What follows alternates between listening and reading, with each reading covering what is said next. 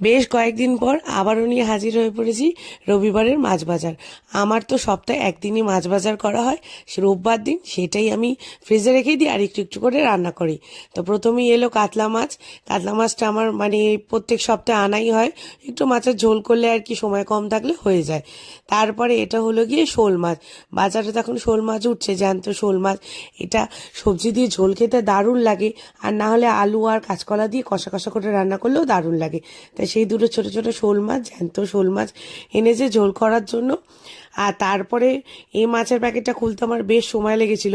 আচ্ছা, এটার মধ্যে ছিল হচ্ছে একটা বোয়াল মাছ। এটাও একটা ছোট বোয়াল। বোয়ালের ঝাল করব বলে এনেছে। একটাই ছিল বোয়াল, তো বললো একটাই মাছ পেয়েছি নিয়ে এসেছি, তো সেই বোয়াল মাছের ঝাল করব। তারপরে প্যাকেটটাতে ছিল, আচ্ছা এটা কে বলতে পারো বলো তো এটা কি? এটা কিন্তু খুব সুন্দর বড়া, ফিশ ফ্রাই এগুলো খেতে ভালো লাগে। বলো তো এটা কোন মাছ? তো যাকে এটা এনেছি আমি ফিশ ফ্রাই করার জন্য বা চিলি ফিশ করব ওই জন্য।